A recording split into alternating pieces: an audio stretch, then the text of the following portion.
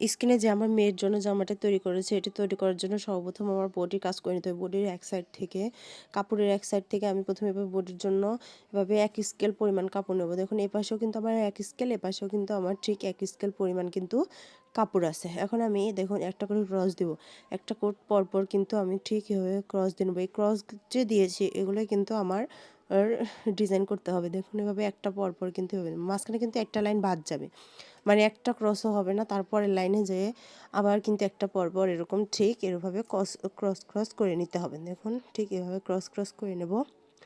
আপনারা সবসময় বডি যতটা বডি নেবেন, লম্বা নেবেন, তার চেয়ে 4-5 ইঞ্চি বেশি কাপড় নেবেন। তাই এই সবগুলো বডির সেলাই করার পর ততটুক বডি হবে।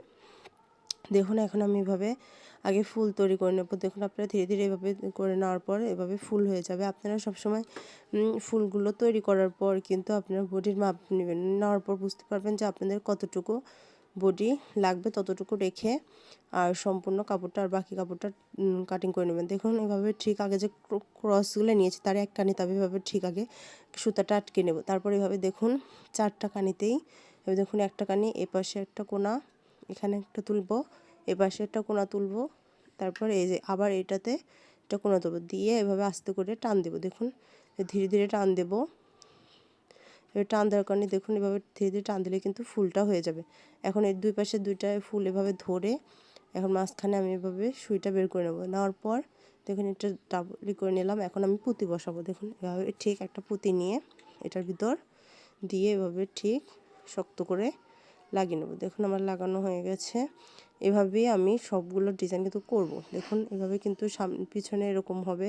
এখন আমি আরেকটা এভাবে যে দেখুন একটু ভালো করে দেখুন আমি কিন্তু এই যে ক্রসটা নিয়েছি ওটাতে কিন্তু এভাবে প্রথমে এক কানি, মানে ক্রসের যে 4টা কানি আছে ওই 4টা কানিতে আমি এভাবে ধীরে ধীরে ঘুরিয়ে ঘুরিয়ে দেখুন এভাবে একটা করে এভাবে ফোড় দিয়ে নেব।